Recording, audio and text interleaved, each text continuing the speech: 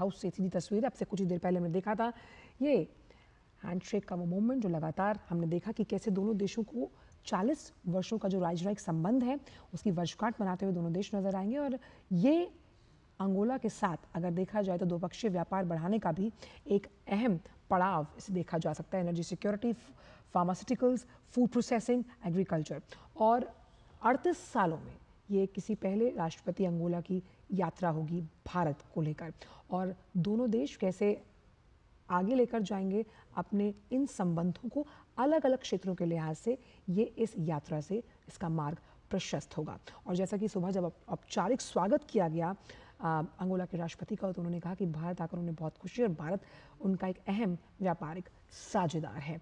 और सबसे अहम बात यहाँ पर यह भी हो जाती है कि करीबन 8,000 से ज़्यादा भारतीय जो हैं वो अंगोला में रहते हैं, और एनर्जी सिक्योरिटी के लिहाज से कैसे जो अंगोला का स्वतंत्रता संग्राम भी था उसमें भारत ने समर्थन किया था अंगोला का। आप देख सकते हैं तस्वीरें जहाँ पे अब से कुछ ही देर में द्विपक्षीय वार्ता होगी। दोनों देशों के बीच कई ऐसे अहम समझौते हैं जिन पर हस्ताक्षर होने की उम्मीद जताई जा रही है। थर्ड लार्जेस्ट ट्रेडिंग पार्टनर, यानी कि जब हम व्यापारिक पार्टनर के तौर पर बात करते हैं तो भारत अंगोला का तीसरा सबसे बड़ा व्यापारिक भागीदार है, जहां पर क्रूड ऑयल की अगर बात की जाए यानी कच्चे तेल आपूर्तिकर्ता के रूप में 8वां भागीदार देश है अंगोला। और बायलैटरल ट्रेड का जब हमने जिक्र किया तो कैसे ये कई बिलियन डॉलर्स यानी कि $4 बिलियन के आसपास है, और इसे आगे बढ़ने की उम्मीद इस आने वाले सालों में मानी जा रही है। साथ ही साथ कई ऐसे अलग अलग सेक्टर्स हैं जिनमें अंगोला और भारत दोनों के लिए विन विन सिचुएशन है, एक लेवल प्लेइंग फील्ड है दोनों ही देशों के लिए, जिसमें हम बात करते हैं फार्मास्यूटिकल्स की, हम बात कर रहे हैं ट्रेड, हम बात करते हैं इरिगेशन, फूड प्रोसेसिंग।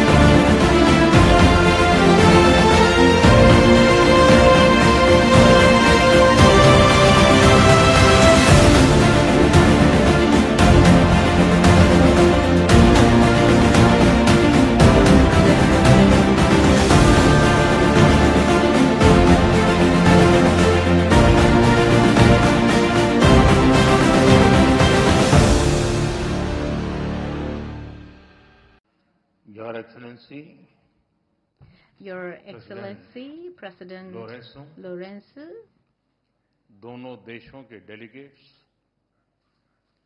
मीडिया के सभी साथी, नमस्कार। मैं बिंदु,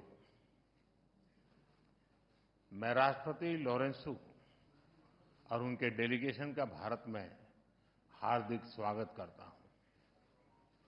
यह एक ऐतिहासिक पल है।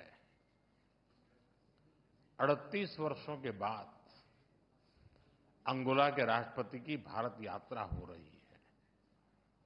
उनकी इस यात्रा से न केवल भारत अंगोला संबंधों को नई दिशा और गति मिल रही है, बल्कि भारत और अफ्रीका साझेदारी को भी बल मिल रहा है। फ्रेंड्स, इस वर्ष भारत और अंगोला अपने राजनयिक संबंधों की 40वीं वर्षगांठ मना रहे हैं, लेकिन हमारे संबंध उससे भी बहुत पुराने हैं, बहुत गहरे हैं। जब अंगोला फ्रीडम के लिए फाइट कर रहा था तो भारत भी पूरी फेथ और फ्रेंडशिप के साथ खड़ा था। फ्रेंड्स, आज विभिन्न क्षेत्रों में हमारा घनिष्ठ सहयोग है। भारत अंगोला के तेल और गैस के सबसे बड़े खरीदारों में से एक है। हमने अपनी एनर्जी साझेदारी को व्यापक बनाने का निर्णय लिया है। मुझे यह घोषणा करते हुए खुशी है कि अंगोला की सेनाओं के आधुनिकीकरण के लिए $200 मिलियन की डिफेंस क्रेडिट लाइन को स्वीकृति दी गई है। रक्षा प्लेटफॉर्म्स के रिपेयर और ओवरहॉल और सप्लाई पर भी बात हुई है। अंगोला की सशस्त्र सेनाओं की ट्रेनिंग में सहयोग करने में हमें खुशी होगी। अपनी विकास साझेदारी को आगे बढ़ाते हुए हम digital public infrastructure, space technology और कैपेसिटी बिल्डिंग में अंगोला के साथ अपनी क्षमताएं साझा करेंगे। आज हमने health care, diamond processing, fertiliser और क्रिटिकल मिनरल क्षेत्रों में भी अपने संबंधों को और मजबूत करने का निर्णय लिया है। अंगोला में योग और बॉलीवुड की लोकप्रियता हमारे सांस्कृतिक संबंधों की मजबूती का प्रतीक है। अपने पीपल टू पीपल संबंधों को बल देने के लिए हमने अपने युवाओं के बीच यूथ एक्सचेंज प्रोग्राम शुरू करने का निर्णय लिया है। फ्रेंड्स, इंटरनेशनल सोलर अलायंस से जुड़ने के अंगोला के निर्णय का हम स्वागत करते हैं।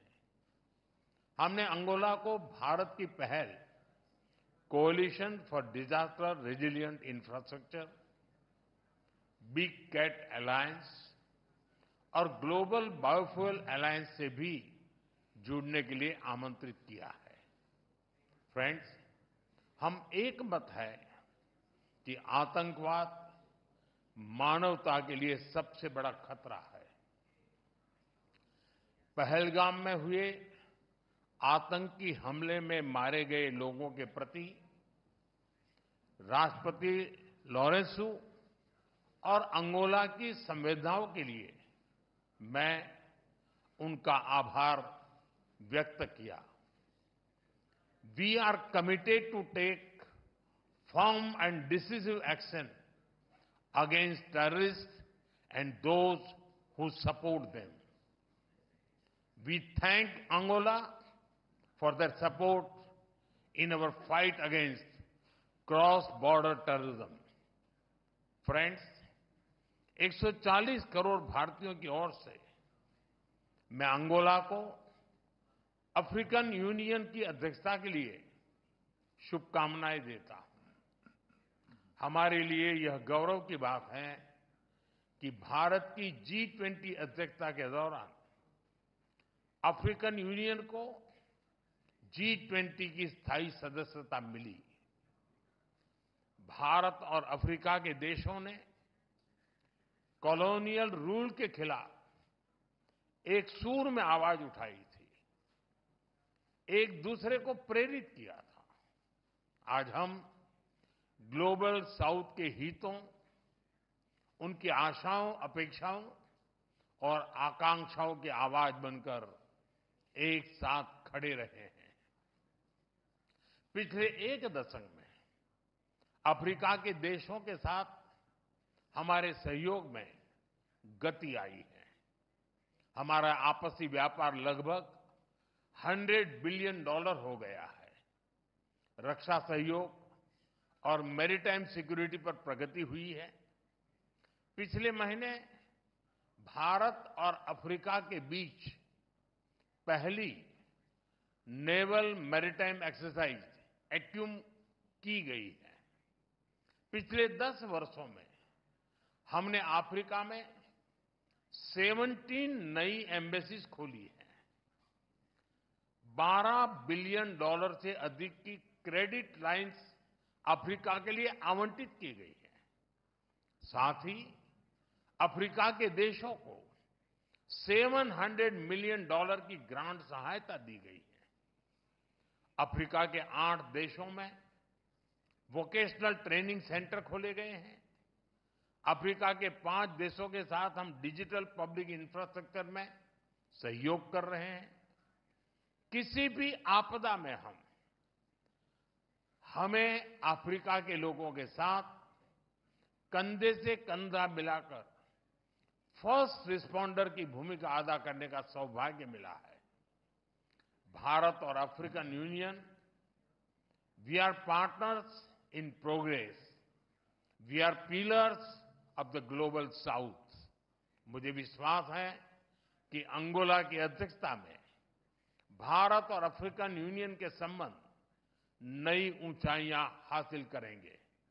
एक्सेलेंसी, एक बार फिर मैं आपका और आपके डेलीगेशन का भारत में हार्दिक स्वागत करता हूं। बहुत बहुत धन्यवाद। Obrigado.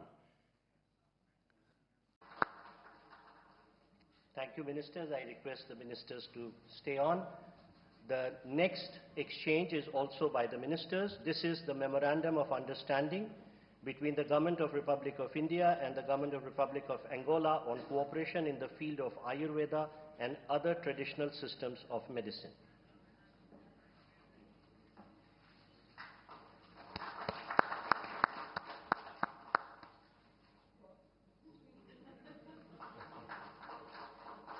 Thank you, Ministers. Thank you, sir. Next, we have the exchange of the cooperation program between the Government of Republic of India and the Government of Republic of Angola in the domain of culture for the period 2025-29. This will be exchanged on the Angolan side by His Excellency Clement Kamemba, the Ambassador of Republic of Angola to India, and on the Indian side by Sri Damu Ravi, Secretary ERMEA.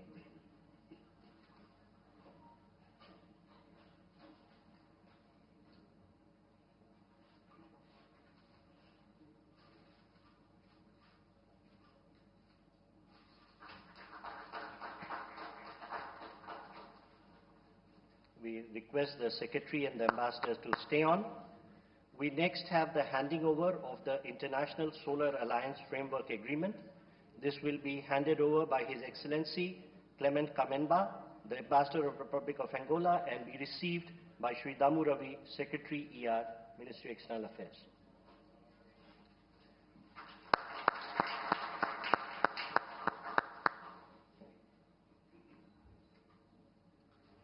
Thank you, sir. Ladies and gentlemen, this concludes the exchange ceremony. I now request the spokesperson of Ministry of External Affairs to conduct the remainder of the proceedings. Namaskar, good afternoon, ladies and gentlemen. Your Excellency, Mr. João Manuel Gonzalez Lourenço, President of the Republic of Angola, Honorable Prime Minister of India, Shri Narendra Modi, Honorable Ministers, members of both delegations, and friends from the India. We will now have the press statements. May I request Honorable Prime Minister of India, Shri Narendra Modi, to give his remarks to the media. Your Excellency, President Lourenço, दोनों देशों के delegates, media के सभी साथी, नमस्कार। मैं बिंदु, मैं राष्ट्रपति लोरेंसो और उनके डेलीगेशन का भारत में हार्दिक स्वागत करता हूं। यह एक ऐतिहासिक पल है। 38 वर्षों के बाद अंगोला के राष्ट्रपति की भारत यात्रा हो रही है। उनकी इस यात्रा से न केवल भारत अंगोला संबंधों को नई दिशा और गति मिल रही है, बल्कि भारत और अफ्रीका साझेदारी को भी बल मिल रहा है। फ्रेंड्स, इस वर्ष भारत और अंगोला अपने राजनयिक संबंधों की 40वीं वर्षगांठ मना रहे हैं, लेकिन हमारे संबंध उससे भी बहुत पुराने हैं, बहुत गहरे हैं। जब अंगोला फ्रीडम के लिए फाइट कर रहा था, तो भारत भी पूरी फेथ और फ्रेंडशिप के साथ खड़ा था। फ्रेंड्स, आज विभिन्न क्षेत्रों में हमारा घनिष्ठ सहयोग है। भारत अंगोला के तेल और गैस के सबसे बड़े खरीदारों में से एक है। हमने अपनी एनर्जी साझेदारी को व्यापक बनाने का निर्णय लिया है। मुझे यह घोषणा करते हुए खुशी है कि अंगोला की सेनाओं के आधुनिकीकरण के लिए $200 मिलियन की डिफेंस क्रेडिट लाइन को स्वीकृति दी गई है। रक्षा प्लेटफॉर्म्स के रिपेयर और ओवरहॉल और सप्लाई पर भी बात हुई है। अंगोला की सशस्त्र सेनाओं की ट्रेनिंग में सहयोग करने में हमें खुशी होगी। अपनी विकास साझेदारी को आगे बढ़ाते हुए हम digital public infrastructure, space technology और कैपेसिटी बिल्डिंग में अंगोला के साथ अपनी क्षमताएं साझा करेंगे। आज हमने health care, diamond processing, fertiliser और क्रिटिकल मिनरल क्षेत्रों में भी अपने संबंधों को और मजबूत करने का निर्णय लिया है। अंगोला में योग और बॉलीवुड की लोकप्रियता हमारे सांस्कृतिक संबंधों की मजबूती का प्रतीक है। अपने पीपल टू पीपल संबंधों को बल देने के लिए हमने अपने युवाओं के बीच यूथ एक्सचेंज प्रोग्राम शुरू करने का निर्णय लिया है। फ्रेंड्स, इंटरनेशनल सोलर अलायंस से जुड़ने के अंगोला के निर्णय का हम स्वागत करते हैं। हमने अंगोला को भारत की पहल coalition for disaster resilient infrastructure, big cat alliance और ग्लोबल बायोफ्यूल अलायंस से भी जुड़ने के लिए आमंत्रित किया है।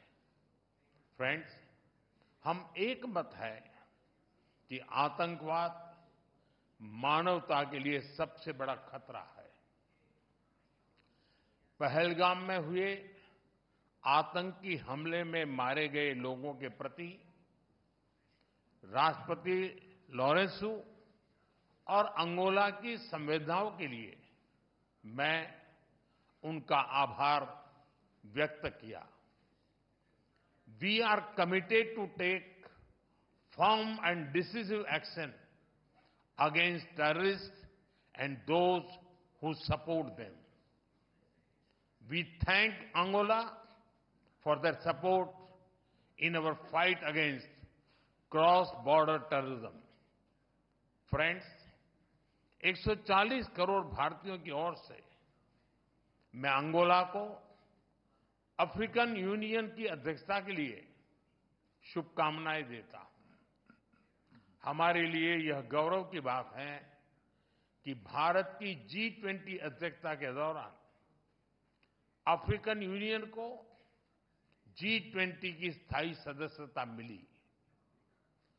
भारत और अफ्रीका के देशों ने कॉलोनियल रूल के खिलाफ एक सूर में आवाज उठाई थी, एक दूसरे को प्रेरित किया था। आज हम ग्लोबल साउथ के हितों, उनकी आशाओं, अपेक्षाओं और आकांक्षाओं की आवाज बनकर एक साथ खड़े रहे हैं। पिछले एक दशक में अफ्रीका के देशों के साथ हमारे सहयोग में गति आई है। हमारा आपसी व्यापार लगभग $100 बिलियन हो गया है। रक्षा सहयोग और मैरीटाइम सिक्योरिटी पर प्रगति हुई है। पिछले महीने भारत और अफ्रीका के बीच पहली नेवल मैरीटाइम एक्सरसाइज एक्यूम की गई है। पिछले 10 वर्षों में हमने अफ्रीका में 17 नई एम्बेसीज खोली है। $12 बिलियन से अधिक की क्रेडिट लाइंस अफ्रीका के लिए आवंटित की गई है। साथ ही अफ्रीका के देशों को $700 मिलियन की ग्रांट सहायता दी गई है। अफ्रीका के 8 देशों में वोकेशनल ट्रेनिंग सेंटर खोले गए हैं। अफ्रीका के 5 देशों के साथ हम डिजिटल पब्लिक इंफ्रास्ट्रक्चर में सहयोग कर रहे हैं। किसी भी आपदा में हम हमें अफ्रीका के लोगों के साथ कंधे से कंधा मिलाकर फर्स्ट रिस्पॉन्डर की भूमिका अदा करने का सौभाग्य मिला है। भारत और African Union, we are partners in progress, we are pillars of the global south. मुझे विश्वास है कि अंगोला की अध्यक्षता में भारत और अफ्रीकन यूनियन के संबंध नई ऊंचाइयां हासिल करेंगे। एक्सेलेंसी, एक बार फिर मैं आपका और आपके डेलीगेशन का भारत में हार्दिक स्वागत करता हूं। बहुत बहुत धन्यवाद। Obrigado. Thank you, sir. May I now request His Excellency Mr. João Manuel Gonzalez Lourenço, President of the Republic of Angola, to give his remarks to the media. Thank you very much. Thank you very much, all, Your Excellency Narendra Modi, the Prime Minister of the Republic of India, distinguished members of the Indian and Angolan delegation, distinguished guests, ladies and gentlemen.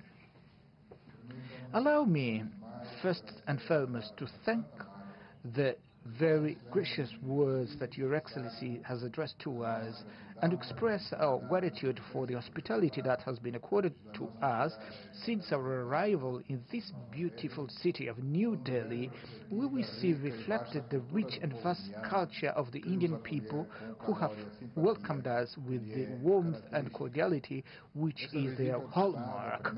This state visit, the first I undertake to your country, takes place 38 years after President José Eduardo Santos visited India at a time when Angola was grappling with a long conflict that significantly constrained the achievement of the development goals which we would have begun to realize within the framework of cooperation with your great country.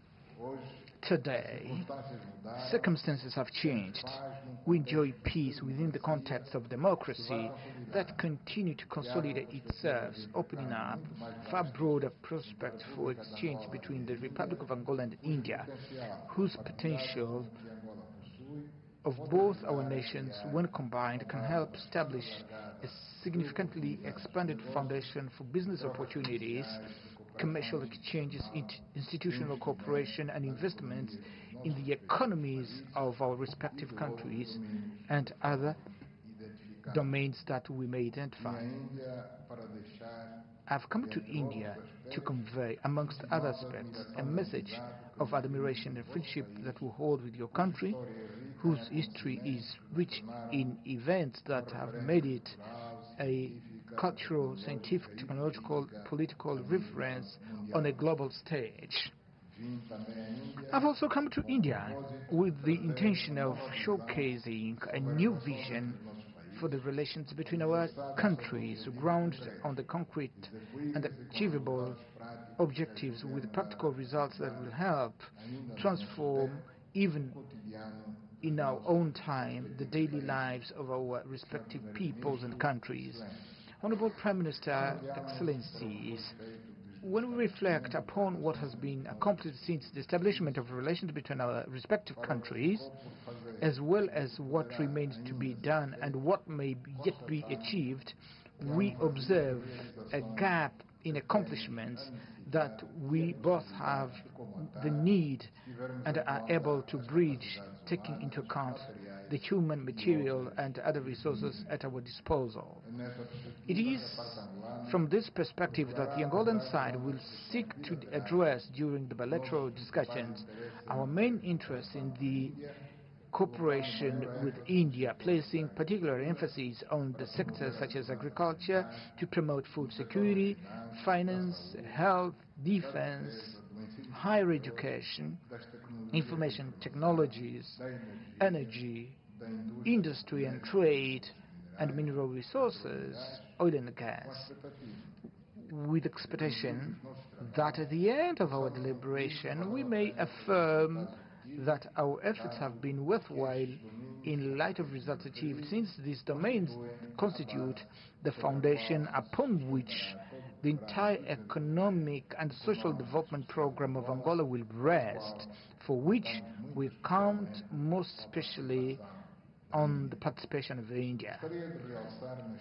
In this regard, I would like to underscore the significance we attach to the direct participation of Indian investors in the Angolan economy, which hold a considerable growth potential and offers conditions that render it attractive, because we are endowed with a valuable asset, which is a young population marked by vigor and a capacity to assimilate new knowledge which can be harnessed in the service of entrepreneurs who look for Angola as a destination for their investments and business ventures. These ideas may become a tangible reality in the short and medium term, as there is political will that inspires us to undertake projects of mutual benefits, for which it is essential to mobilize the necessary financial resources. I therefore would like to welcome the availability and openness of your country to the creation of an investment fund with a view to encourage Indian entrepreneurs to invest in sectors of their interest in Angola, as well as the establishment of an export credit line. It is important to underscore the fact that the signing of considerable number of legal instruments has happened, which will enable the resumption and the strengthening of bilateral cooperation following the prolonged period of stagnation since the signing of the General Agreement on Economic, Technical, Scientific and Cultural Cooperation on 4th October 1986, up to the convening of the first session of the Angola-India Bilateral Commission in September 2020 and the activation of the political and the diplomatic consultation mechanism between our two countries on the 11th of August 2023. This renewal of contacts, which took place during a critical period in the recent history of humanity, when the COVID-19 pandemic, on one hand, restricted contacts between peoples and nations on a global scale, but on the other hand, it was precisely in this challenging period that we came together once again to discuss our perspectives, our interests, our visions for the future, as well as the challenges, the common challenges for Africa, in particular, we're facing at the time confronting an unprecedented phenomenon in which your country played a prominent role through its contribution to the African continent, especially with the donation of vaccines that have proven essential in the effort to contain the spread of the disease. Your Excellency Prime Minister Narendra Modi, Your Excellencies, in this engagement between two countries of global south from different regions of the world, yet of undeniable strategic importance, we are compelled to address issues pertaining to the current international landscape, given their complexity and the threats they represent. I am firmly convinced that we share the same principles and common perspectives regarding the need to contribute to the reconstruction of a new world order by restoring to the United Nations and all its bodies the central role in seeking for solutions through dialogue, which may contribute to reducing the current tensions that generate political instability, humanitarian crisis, and market uncertainties, with grave repercussions for the global trade and consequently for the food and energy security of countries on a worldwide scale. All these facts underscore the primacy of multilateralism over the perspectives advanced by groups of countries that regard themselves as sufficiently powerful and are entitled to impose development models and solutions to which all others must submit.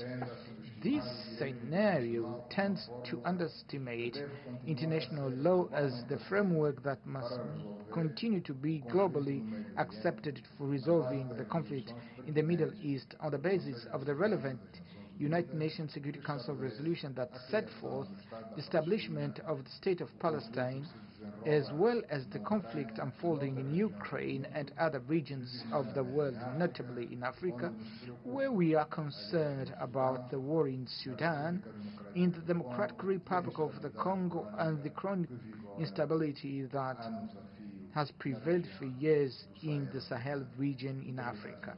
Thank you very much, Honorable Prime Minister, and thank you everyone present.